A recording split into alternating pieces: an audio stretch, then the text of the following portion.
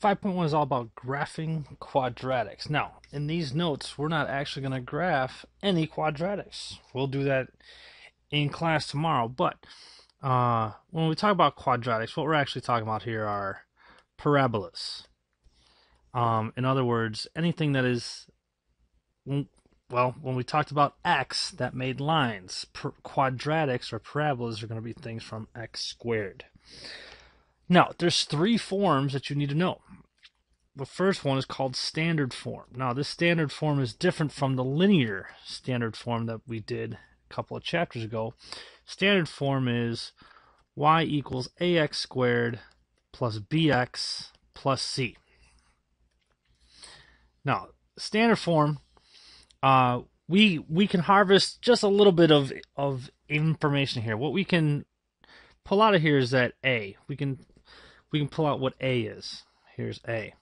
Now, a is going to tell us a couple of things. One is going to tell us the orientation of the parabola. Now, if a is positive, it opens up. Something like this.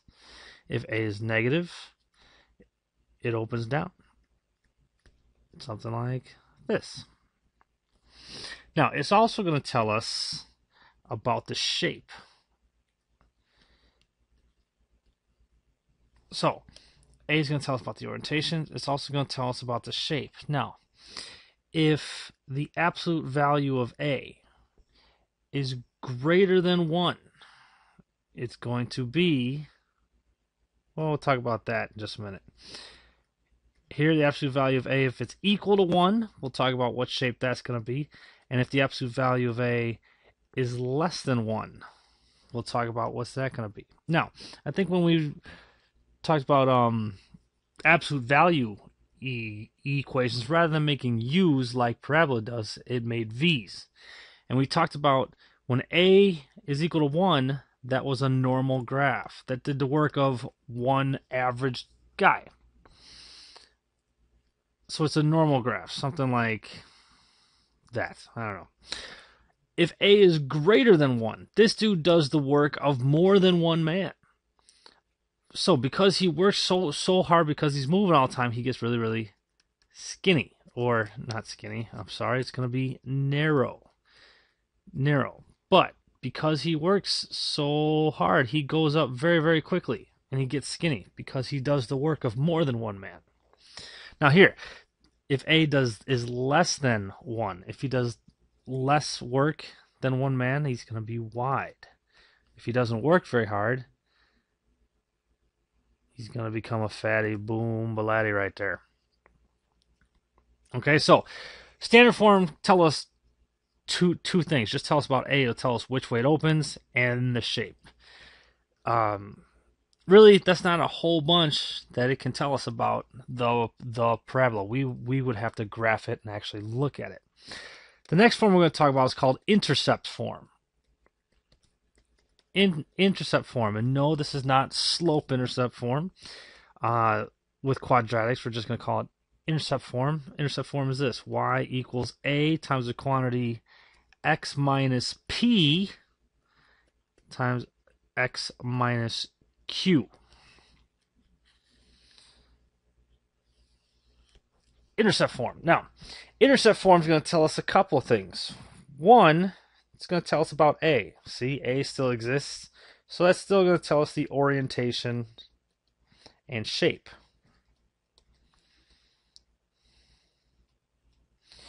But these P and Q's, this is going to tell us about P comma 0 and the point Q comma 0 are going to be X intercepts. That's different from Y intercepts. That's going to tell us where it crosses the x-axis. So for example, suppose P and Q are something like this. This tells us where the parabola crosses the x-axis. That's what intercept form is going to tell us. And the last form that we're going to talk about here is vertex form. vertex form. Now, the book or some other places you might all also see called graphing form. Graphing form. And graphing form is y equals a times the quantity of x minus h quantity squared plus k. Now, if you remember when we were doing absolute value equations back in chapter 1, or excuse me, in chapter 2, this should look familiar. Rather than absolute value bars, it's got squared here. Now, let's talk about the information that we can harvest from here.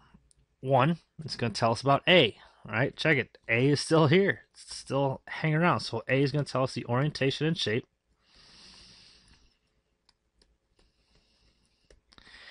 But there's also another thing that we can pull from here. H comma K is going to be the vertex. Here's H and here's K. Now remember, H is like the opposite of what you think, because it's x minus H. It's going to be the opposite of what you think. But K is straight up what it looks like. If it's plus 8, it's going to be 8. If it's minus 8, it's going to be negative 8. Okay, so these are the three forms, and you should know what you can pull from each form. Standard form, not much, just A. Intercept form, you can get A, so orientation and shape, and the X intercepts. And then there's the vertex form, which we can get the vertex and the A stuff. Now, no matter what form it's in, you should be able to take vertex form or intercept form. We should be able to take either one of these forms and put it into standard form. Let's do one last example. Let's talk about how that happens. Put into standard form.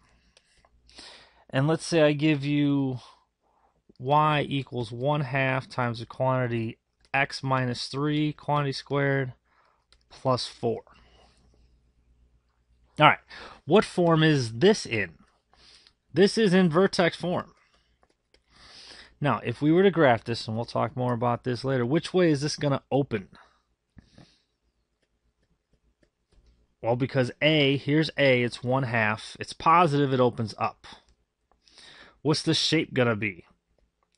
Well, 1/2 is less than 1, so it's going to be wide. And where is our vertex going to be? Our vertex is going to be at the point, it looks like -3, but it's actually +3, 4. All right, so without even graphing this, this is the information that you should be able to pull about this form here. Now, our task at hand, though, is put into standard form. So, what we're going to do, remember, standard form is y equals ax squared plus bx plus c. Notice there's no parentheses or anything. So, let's unparenthesize this thing. Now, this says x minus 3 quantity squared. That means 1/2 times x minus 3 times x minus 3, then plus 4. So, with this x minus 3 times x minus 3 here, we can FOIL that out. So, this is going to be 1/2 times, now I'm going to leave the parentheses for a minute, but I'm going to FOIL this out. This is going to be x squared. Now, here's the thing. X squared minus 3x minus 3x, so it's minus 6x. -3 times -3 is plus 9. I skipped a step there. If you got questions, make sure you come and ask me those later. But I put parentheses because we still got this 1/2 to deal with. We're going to have to distribute this 1/2, and this 1/2 is going to be 1/2 x squared minus 3x plus 9/2 plus 4. Now, I still got to put this together, this 9/2 plus 4. 4 would be 8/2, so our final answer is y equals 1/2 x squared minus 3x plus 17/2. This is standard form. Now, again, really, standard form doesn't really tell us much. It's got A. just looking at this, you couldn't tell me the vertex or anything else. So this is actually a more useful form, but this is a review of foiling. You should be able to take standard form, or excuse me, vertex form and put it in standard form, or take intercept form and put it in standard form. That's the notes for today. Smith out!